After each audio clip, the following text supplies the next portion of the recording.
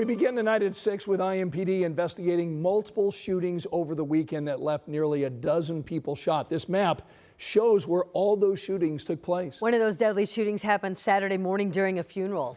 And tonight, community leaders are now reacting to this violent weekend by sharing resources to prevent gun violence. In fact, there's a church that's located on the east side of Indianapolis right now that is partnering with a program that encourages teens and young people to pick up tools and not pick up guns. Matthew Foltz has that story.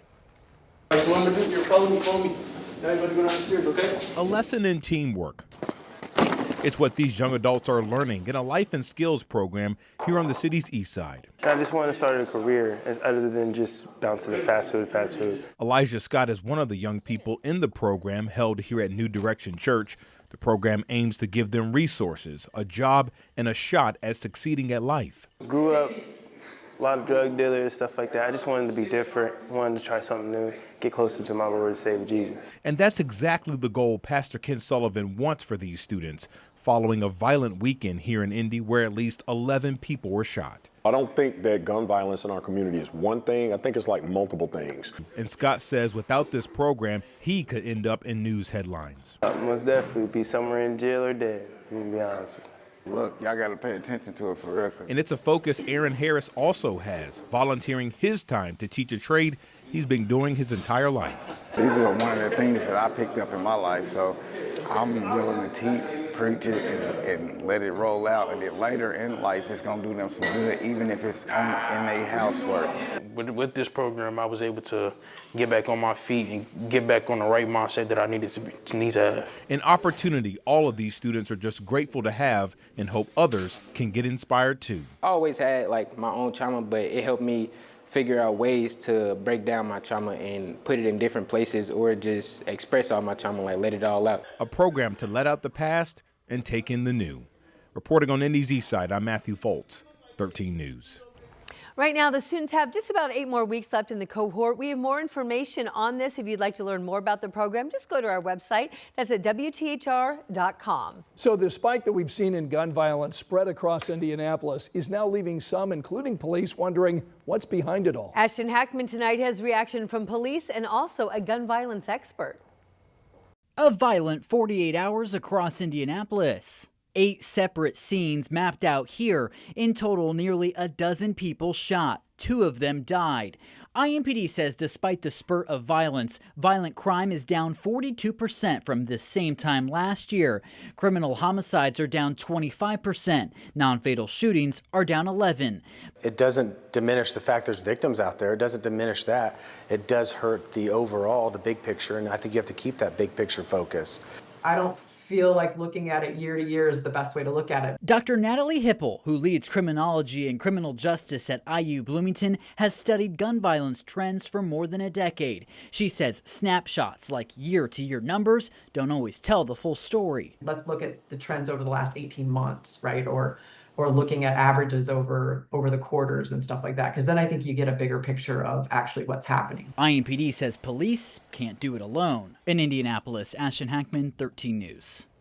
Tonight, the Indiana Court of Appeals affirmed the murder conviction of a self-proclaimed serial killer. A judge sentenced Bruce Mendenhall to 65 years in prison for killing an Indianapolis woman nearly 2 decades ago. Mendenhall argued the court allowed evidence that he claims should never have been presented at his trial. The court rejected his arguments. Mendenhall was convicted of killing 31-year-old Carmen Papura last year. Mendenhall is currently serving 2 life sentences in Tennessee for 2 other killings. Angela? Scott, much colder today. Highs yesterday record-breaking in the upper 80s. Today we've spent the day, most of the afternoon anyway, in the 40s. 45 at the airport at Indianapolis. We have Lafayette and Kokomo both at 42. Crawfordsville also at 42. Terre Haute coming in with some sunshine and 48 degrees. You can see the sunshine over downtown Indianapolis. After a cloudy start, the clouds are clearing. We also have plenty of sunshine in Hamilton County. That's a live view in Carmel at this hour. With the clearing skies, Temperatures are going to drop and drop quickly this evening. Overnight, we're going to be down into the 20s to around 30 degrees. Grab the heavy coat. You will need it, especially tomorrow morning, come tomorrow afternoon. High temperatures in the middle and upper 50s. How do we get there? We start the day close to 30. There will be a mix of sun and clouds, a midday temperature of 43. And again, forecasting highs middle and upper 50s. This is the beginning of a warming trend that will take us through Thursday. I'll have those numbers and storm chances in the 7-day. Thanks, Angela. We'll check back. In the meantime, a topic he's addressed before. Now the governor, Mike Braun, is again reportedly addressing legalizing cannabis in Indiana for medical use. Tonight, our State House reporter Emily Longnecker has the story. So apparently he's giving this issue some thought and consideration, and I'm all on board with that. That's Republican State Representative Jim Lucas reacting to Governor Mike Braun's reported recent comments surrounding legalizing marijuana in Indiana. Lucas has been a longtime supporter and sponsor of legislation to make cannabis legal here. We can regulate it. It's not being regulated right now. Governor Braun weighed in on the issue at an event last week.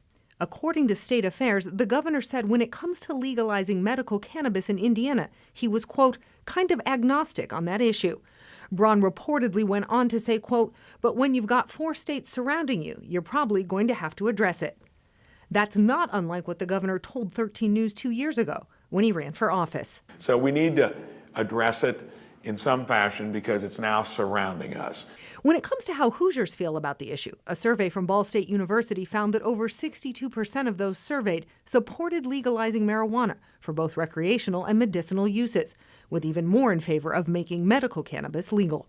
Most people would agree, especially in Indiana, that we should have access to cannabis. Indiana NORML, along with veterans groups, have lobbied to have cannabis legalized and have proposed an independent commission to oversee regulations. Voices that have opposed such a move have expressed concerns about public safety risks like impaired driving and youth access. Youth access actually does go down in states that have regulated markets. In the past, Governor Braun has said any discussion on the issue would include law enforcement. Lucas is hopeful that discussion can start in the next legislative session. My hope going into this session is now that Governor Braun has brought this issue out in the open, that we can have a discussion about it out in the open. In Indianapolis, Emily Longnecker, 13 News. All right, we do have a heads up for drivers in Hancock County, and it comes from INDOT. They are now resuming those safe zones enforcement, and it starts today. Listen up. Take a look. This is I-70 near Greenfield. INDOT says cameras there are now in place and they are monitoring your driving speed in the construction zone. So remember, if you're caught going more than 10 miles an hour over the posted speed limit, you'll get a warning. If it happens again, you'll get a fine for $75. And every violation after that is a $150 fine. The speeds are reduced in the construction area, so please look at the posted limits.